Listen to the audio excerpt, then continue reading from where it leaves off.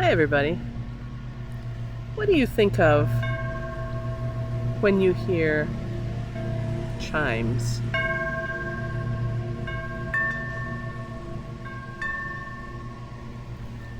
Sometimes I think of wind chimes like these.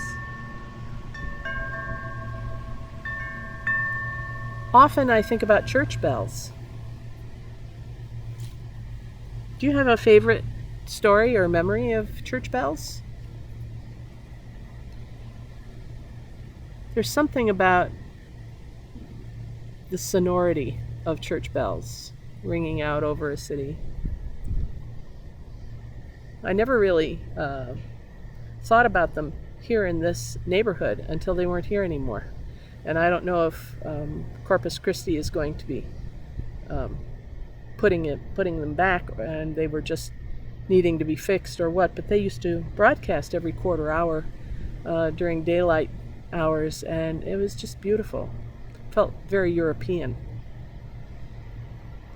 There's something about the presence of churches, synagogues, temples, mosques in our communities.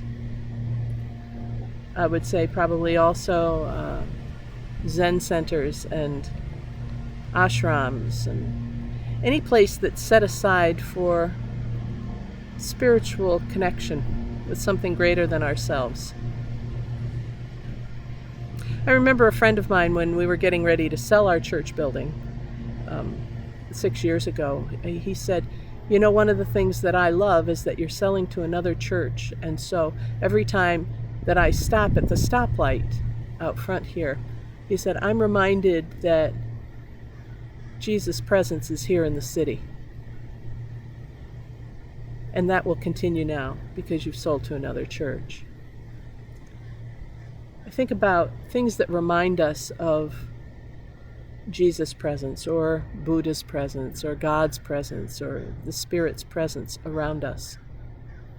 What is it for you? Are you reminded? Do you go through your whole day sometimes and forget to be reminded? I don't ever think it's malicious how we're forgetting. I think we just sometimes forget. We get so caught up in the busyness of our lives that we forget to think about Jesus or God or Spirit or whatever our tradition is.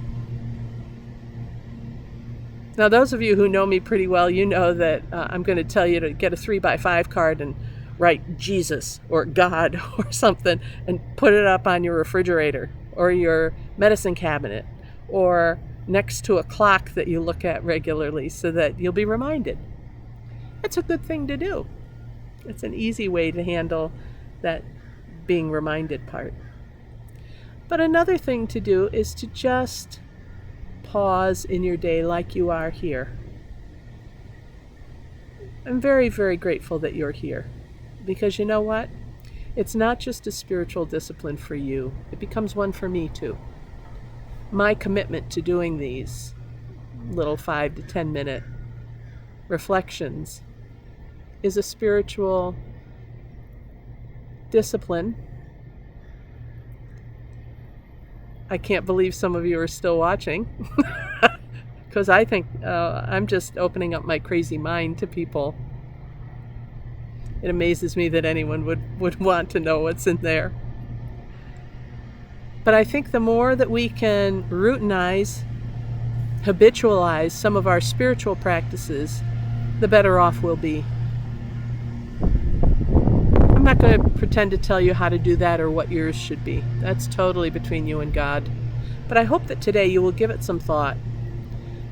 Kind of do a review of your spiritual life. Are you happy with the way it is? Would you like it to be different? If so, how are you going to make it different? What would be meaningful for you? And what can you sustain?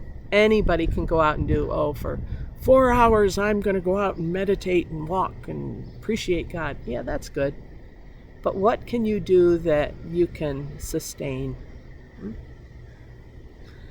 I'll come over here so that you can see what I've been looking at. Look at these.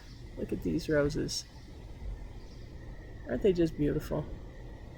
They're the work of God. They're the handiwork of God.